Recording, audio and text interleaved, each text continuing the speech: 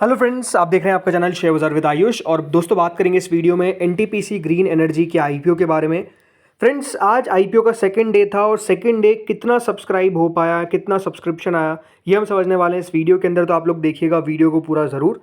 So friends, 10 रुपये की face value के साथ कंपनी अपना आईपीओ लेकर आई है। 102 से 108 का प्राइस बैंड है, 138 शेयर्स का लॉट साइज है, 10,000 करोड़ का ये आईपीओ है, जिसमें से पूरा का पूरा फ्रेश इशू है, यानी कोई भी पैसा ओएफएस के जरिए नहीं जाने वाला है। सारा का सारा पैसा कंपनी खुद यूटिलाइज करती हुई नजर आएगी। इसमें कंपनी ने अपने एम्प्लॉयज़ के लिए दोस्तों 5 रुपीज़ पर शेयर का डिस्काउंट भी रखा है। तो दोनों एक्सचेंजेस पे याद रखिएगा, आपको एनटीपीसी ग्रीन लिस्ट भी होता हुआ नजर आएगा। आज के सब्सक्रिप्शन से पहले दोस्तों हम पहले ये देखते हैं कि फर्स्ट डे कितना सब्सक्राइब हुआ था ये इशू। तो देखिए, जो क्यूआईबी कैटेगरी थी वो सब्सक्राइब हुई थी ऑलमोस्ट ज़ीरो। मतलब क्यूआईबी का पैसा मेजरली फर्स्ट डे नहीं आया था। कोई बहुत शॉकिंग वाली बात नहीं थी, आपको मैंने उस दिन भी बताया था, बिकॉज फर्स्ट डे और सेकंड डे क्यूआईबीज बहुत इंटरेस्टेड नहीं रहते हैं।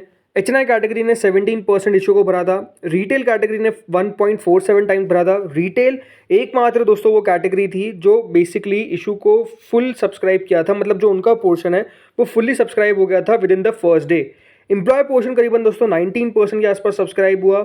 अदर्स कैटेगरी, या फिर इसको याद रखिएगा अदर्स और कोई नहीं बल्कि शेयर होल्डर कैटेगरी है, वो सब्सक्राइब हुई थी on the first day 0.63 times. तो कुल मिलाकर दोस्तों 36% ये इशू हमको सब्सक्राइब होता हुआ नजर आया फर्स्ट डे। यानी आप कह सकते हैं मोटा मोटी कि इशू जो था वो 1/3 जो था फुल सब्सक्राइब हो गया था। 1/3 सब्सक्रिप्शन जो था वो हमको देखने को मिला। और फुल सब्सक्रिप्शन क्या आज के दिन हो पाया? अब चलिए सीधे उसके ऊपर बात करते हैं। सो फ्रेंड्स, आज के दिन इंपॉर्टेंट बात की कि क्यूआईबीज का पैसा हमको आता हुआ दिखा है। जो क्यूआईबीज फर्स्ट डे बिल्कुल नदारद थे, यानी कोई भी पैसा उनका आता हुआ नजर नहीं आया था।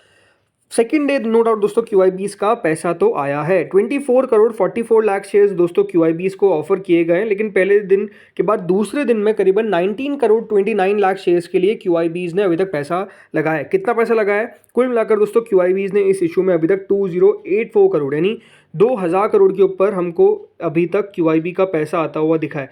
एक बात हमेशा ध्यान रखिएगा दोस्तों, कोई भी आईपीओ हो डिसाइसिव क्यूआईबीज ही करते हैं उस इशू को कि वो इशू कितना अच्छा था और कितना खराब था।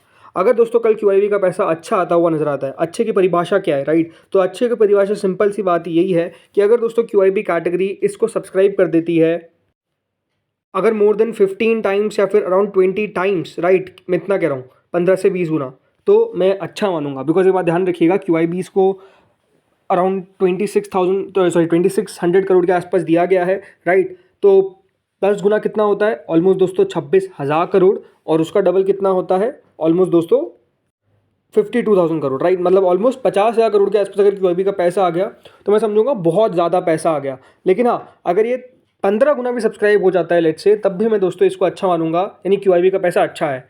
क्या इतना आने की एक्सपेक्टेशंस मेरी है? मुझे नहीं लगता है। देखिए, मुझे लगता है कि क्यूआईबी ज़्यादा इंटरेस्टेड हो सकता है कि इस इशू में ना रहे। रीज़न क्या है कि इसकी एंकर बुक में दोस्तों सारे बड़े नाम देखने को नहीं मिले। बड़े नाम थे लेकिन सारे बड़े नाम नहीं थे। तो वहाँ पर भी दोस्तों कुछ जो फंड्स है वो बेसिकली बचते हुए नजर आए कंपनी से। तो आई थिंक बहुत इंटरेस्टिंग रहेगा कल के दिन इसका सब्सक्रिप्शन का डेटा कि क्यूआईबीज कितना पैसा लगाते हैं। क्योंकि हाल ही में अगर आप देखेंगे तो जो भी आईपीओ रहा है उसके अंदर क्यूआईबीज बेसिकली बस आउट रहे, मतलब क्यूआईबीज ने कोई इंटरेस्ट नहीं दिखाया। सो जिस तरीके से चीज़ें चल रही है, इसके अंदर कितना पैसा आएगा ये आई थिंक कल देखना दिलचस्प होगा। और किसका? ओनली क्यूआईबीज का। देन एचएनआई कैटेगरी 36% दोस्तों एचएनआई पोर्शन भर पाया है। कुल मिलाकर एचएनआई कैटेगरी ने 478 करोड़ रुपीज़ लगाए। इसमें अगर मैं बात करता हूँ बिग एचएनआई कैटेगरी की, तो 22% याद रखिएगा ये इशू सब्सक्राइब हुआ है बाय बिग एचएनआई। करीबन 8 करोड़ 14 लाख शेयर ऑफर किए गए थे, बट 1 करोड़ 76 लाख शेयर्स के लिए अभी तक एप्लीकेशन आई है, that is around 190 crore. Then small Chennai category 65% के आसपास भरी है। कुल मिलाकर 4 करोड़ 7 लाख शेयर्स ऑफर किए गए थे, बट 2 करोड़ 65 लाख शेयर्स के लिए एप्लीकेशन आई है, that is around 287 crore. Overall अगर आप मुझसे पूछेंगे दोस्तों तो एचएनआई कैटेगरी मुझे लगता है कि पूरा भरने में भी दिक्कत आ सकती है। ऐसा मैं क्यों कह रहा हूँ? देखिए, सिंपल सी बात है, करंट मार्केट। देखिए, बाजार में हर दिन क्या हो रहा है? गिरावट। हर दिन दोस्तों बाजार में खून बह रहा है, मतलब ब्लड बाथ जैसा देखने को मिल रहा है। और स्पेसिफिकली दोस्तों अगर इस तरीके का बाजार देखने को मिलेगा, राइट, सो ये कोई बहुत अच्छे संकेत नहीं है। क्योंकि हमेशा एक बात ध्यान रखिएगा, जिस तरीके से भी चीज़ें चलती हुई नज़र आ रही है, राइट, बाजार में जिस तरीके से नेगेटिव न्यूज़ रोज़ आपको देखने को मिलती है, मतलब कुछ ना कुछ ऐसा आता है जिसके कारण बाजार फिर से एक बैक सीट ले लेता है, राइट। ये सब मुझे लगता है कि बाजार के लिए अच्छा संकेत नहीं है। उसके ऊपर लगातार दोस्तों रुपये का कमज़ोर होना, ये और नेगेटिव बात है। मतलब वही बात कर रहा हूँ कि एफआई का पैसा बाजार में कब आपको आता हुआ नजर आएगा, ये भी अपने आप में एक सबसे बड़ा सवाल देखने को मिल रहा है। और उसके ऊपर बहुत कंपनीज़ को देखिए दिमाग लगता है कि होना चाहिए कि थोड़ा सा वैल्यूएशंस को सही रखे, ताकि इन्वेस्टर्स बेसिकली जगह तो रहे पैसा बनाने की भी। बट ठीक है, अब जो भी कंपनीज कर रही है हम क्या कह सकते हैं। रिटेल कैटेगरी दोस्तों करीबन 2.51 टाइम्स के आसपास सब्सक्राइब हुआ है पोर्शन। करीबन रिटेल ने 8 करोड़ 14 लाख शेयर उनको ऑफर किए गए थे, बट 20 करोड़ 45 लाख शेयर्स के लिए एप्लीकेशन आया है। 2200 करोड़ रुपए दोस्तों रिटेल कैटेगरी लगाने में कामयाब हो चुकी है। मतलब रिटेलर्स का ओवरऑल देखिए विश्वास एनटीपीसी ग्रीन आईपीओ पे पूरा है, ये साफ दिख रहा है, राइट। फर्स्ट डे भी क्यूआईबी एचएनआई सब दूर रहे, बट रिटेल आए। उन्होंने बताया कि रिटेल तो वैसा लगाएगा, और एग्जैक्टली वो भी आपको देखने को मिल रहा है कि आज दोस्तों सेकंड डे था और मोर देन 2.5 टाइम्स के आसपास रिटेल पोर्शन सब्सक्राइब हो गया है। ऐसा लगता है कि दोस्तों रिटेल कैटेगरी 4 से 5 गुना सब्सक्राइब हो सकती है, जो अपने आप में बहुत ज़्यादा आई वुड से शॉकिंग रहेगा।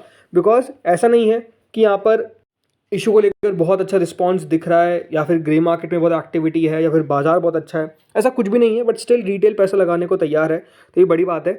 देन एम्प्लॉय पोर्शन दोस्तों करीबन 42% भरा है। एम्प्लॉय पोर्शन ने अभी तक करीबन 88 करोड़ रुपीस इस इशू में लगा दिए हैं। अब आते हैं शेयर होल्डर पोर्शन पे। शेयर होल्डर पोर्शन में दोस्तों यहाँ पर आज इशू को पूरा भर दिया है, यानी शेयर होल्डर कैटेगरी पूरा सब्सक्राइब हो चुकी है 1 टाइम्स।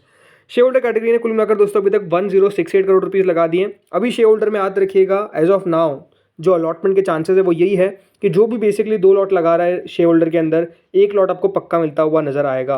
क्यों? बिकॉज शेयर होल्डर में याद रखिएगा अलॉटमेंट है on the basis of proportion, ना कि लॉटरी। बाकी जो भी कैटेगरीज है वहाँ पे लॉटरी है, लेकिन शेयर होल्डर कैटेगरी में याद रखिएगा लॉटरी नहीं है, सिर्फ प्रपोर्शन पे अलॉटमेंट मिलेगा। तो जितना सब्सक्राइब हुआ है अभी तक 1 टाइम सब्सक्राइब हुआ है, मेरे हिसाब से दोस्तों बहुत ज़्यादा भी अगर जहाँ पे शेयर होल्डर कैटेगरी सब्सक्राइब होती तो वो 4 गुना से ज़्यादा मुझे नहीं लगता कि होती हुई नजर आएगी।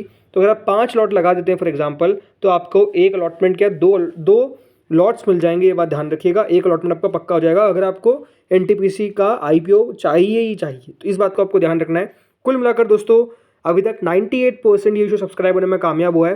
करीबन 6000 करोड़ रुपीस इस खराब बाजार में भी कंपनी को रिसीव हो गए, तो ये भी अपने आप में बड़ी बात है। कल का दिन जैसा मैंने कहा बहुत डिसाइसिव है, बिकॉज कल के दिन इशू बंद हो जाएगा। मेरे हिसाब से दोस्तों अगर आपको आईपीओ में पैसा लगाना है, आपको अगर रिस्क लेना है, तो क्यूआईबीस को देखिएगा। अगर 15 गुना से 20 गुना सब्सक्राइब होता है तो लगा दीजिएगा, अदरवाइज मेरे हिसाब से ये आईपीओ भी रिस्की हो सकता है, बिकॉज करंट मार्केट कंडीशंस हमारे फेवर में नहीं है। ये बात ध्यान रखिए। अभी बाजार जिस तरीके से आपको ट्रेड करता हुआ दिख रहा है, बहुत ज़्यादा दिक्कतें नज़र आ रही हैं। हाँ, ये बात अलग है कि दोस्तों क्योंकि एक बड़ा इवेंट आने वाला है on Saturday, that is election result, state election results. तो वहाँ पर क्या होता है वो भी अपने आप में देखिए बाजार आई थिंक असेस करेगा।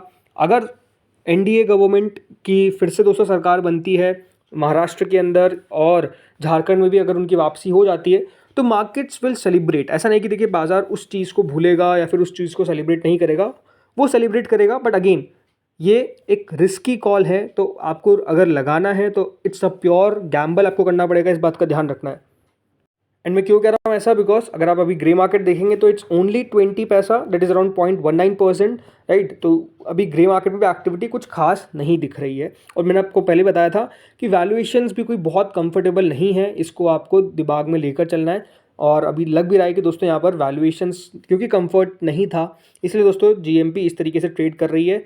आज बाजार गिरता हुआ नजर आया। अगर अगला अपडेट आता है तो हो सकता है जीएमपी 0 भी हो जाए। बट अगेन अगर आपको रिस्क लेना है, वैसे भी आपको खुद को अपना डिसीजन लेना है, और जो भी आपको करना है वो अपने फाइनेंशियल एडवाइजर से कंसल्ट करके कर सकते हैं।